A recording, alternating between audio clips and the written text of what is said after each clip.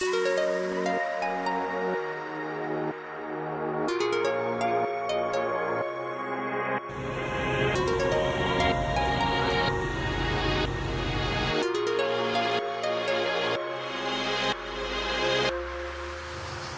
amis, j'espère que vous avez la forme. Bienvenue dans ce nouvel épisode.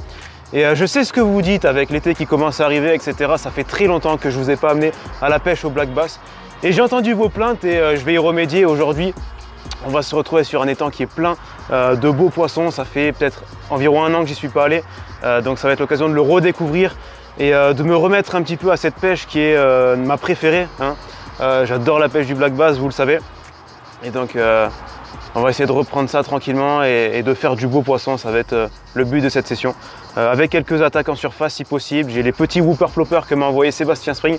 Lui pêche le chevenne avec et moi je vais essayer de prendre du bass aujourd'hui avec vous. Allez, c'est parti.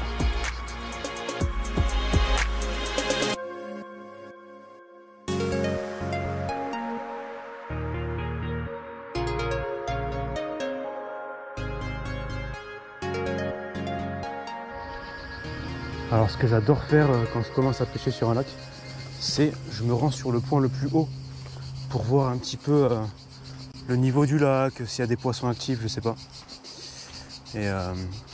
Et là j'ai pris les chaussures pour aller dans l'eau que vous avez vu sur la vidéo où je pêche le chevenne, pour pouvoir justement m'avancer dans l'eau. D'ailleurs, j'en profite d'ailleurs pour dire qu'à la fin de cette vidéo là, vous allez avoir les résultats du concours de la vidéo où je pêche le chevenne.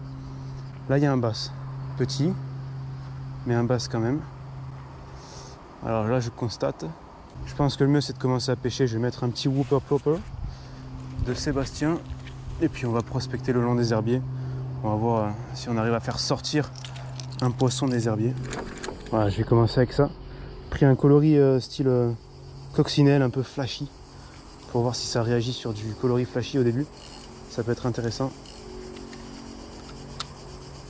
Alors on lance, et ce qu'il faut faire c'est attendre, parce que souvent on a des touches à la tombée, et après on ramène doucement.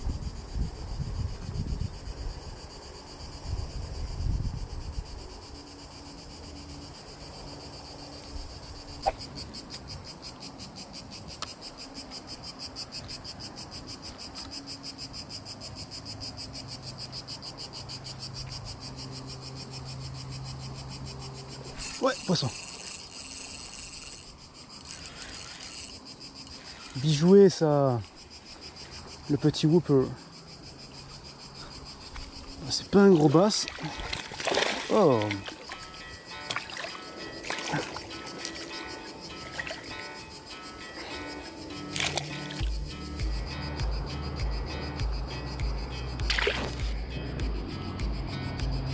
Ça fait un beau combat malgré tout. Et voilà, là il y a les libellules que vous voyez passer. Ils sont clairement sur les libellules, donc je mets l'appât qui ressemble le plus. Petit whooper qui fait du bruit en surface, c'est parfait, ils adorent ça.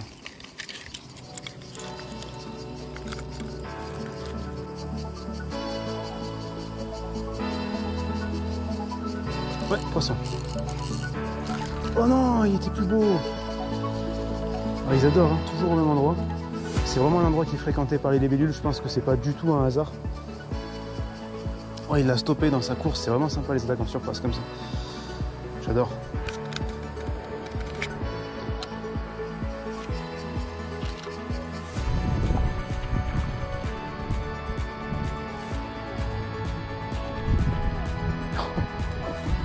Qu'est-ce que c'est? C'est le perche-soleil, elle chasse. Elle est sortie de l'eau carrément.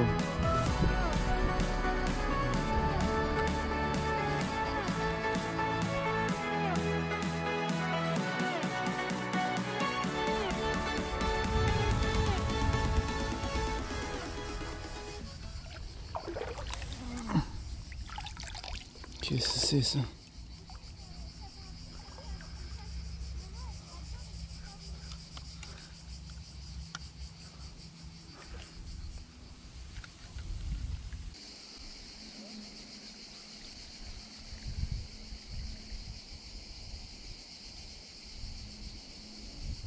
Oh, il y en a un qui est chaud. Oh ouais, oh il a tapé. Il a tapé. Putain.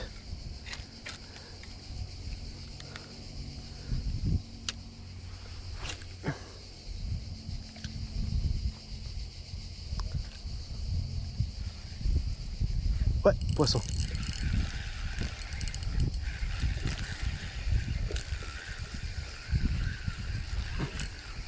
Je vais essayer de le dropper. Hop là.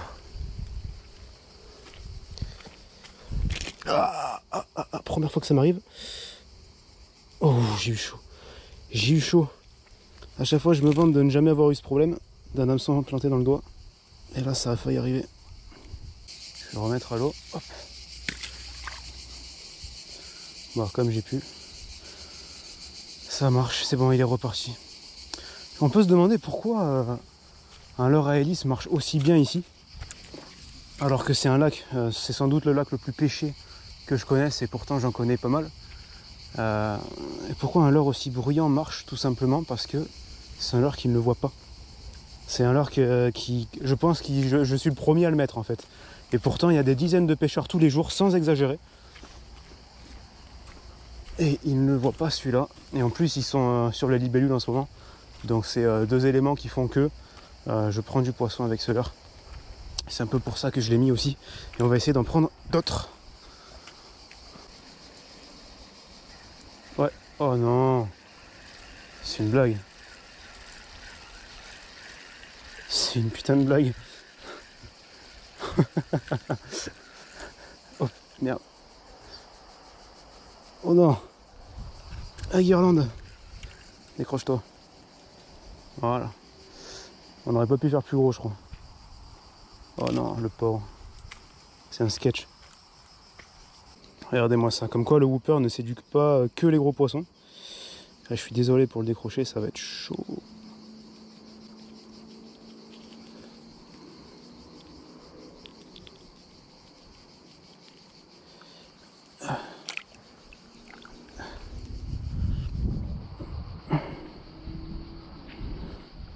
Allez, il s'en va. Je pensais pas prendre un aussi petit poisson avec cela. Je l'avoue. Là, c'est une zone particulièrement propice parce que c'est peut-être la moins profonde de tout le lac. Et c'est pas mal pour pêcher en surface.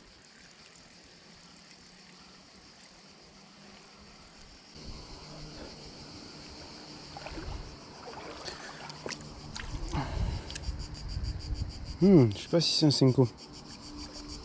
Bon gros worm en tout cas. Je vais pas l'utiliser aujourd'hui, mais au moins il est plus dans l'eau.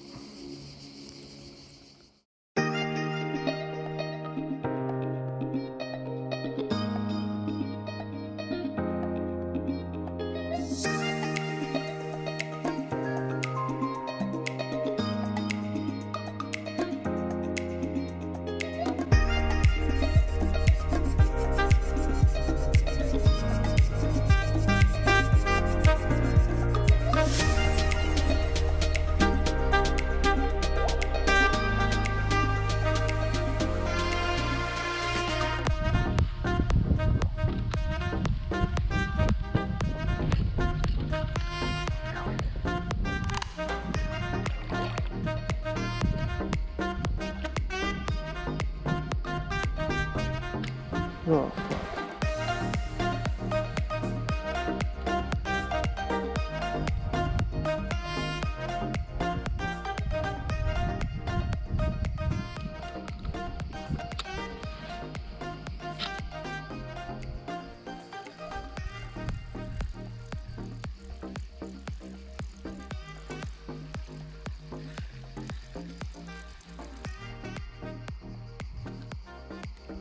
Comment ça marche pas?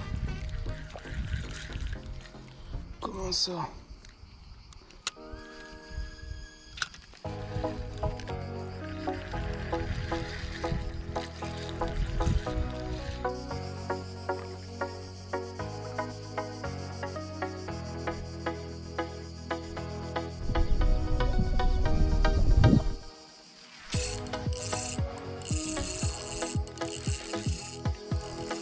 Ouais, poisson. beau poisson. C'est un beau poisson.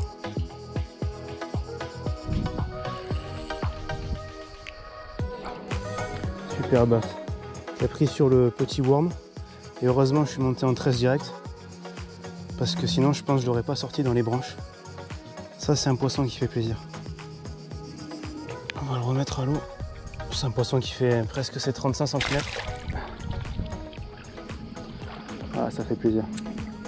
Il est en train de repartir là. Yes. Fin de session les amis, je fais le mot de la fin un peu comme ça à l'arrache parce que la vérité c'est que je suis éclaté par la chaleur, il fait vraiment trop chaud et j'ai subi pas mal de chaleur. Je trouve qu'on s'en sort pas si mal pour une session en été comme ça où les conditions sont particulièrement difficiles.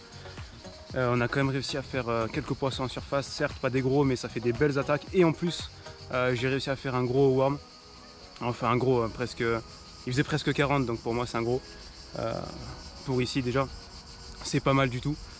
Je sais pas ce que vous en pensez, vous pouvez me dire si vous c'est facile ou c'est difficile en ce moment, si vous êtes dans la même galère que moi au niveau poisson ou alors si vous avez des facilités. Dites-moi un peu comment ça se passe de votre côté à vous, ça m'intéresse de savoir. En ces temps si difficiles concernant la pêche parce que c'est vraiment compliqué de sortir son épingle du jeu en ce moment et puis nous on va se retrouver pour un prochain épisode dans tous les cas. Likez celui-là si vous l'avez apprécié et portez-vous bien jusqu'à la prochaine vidéo. Bye bye.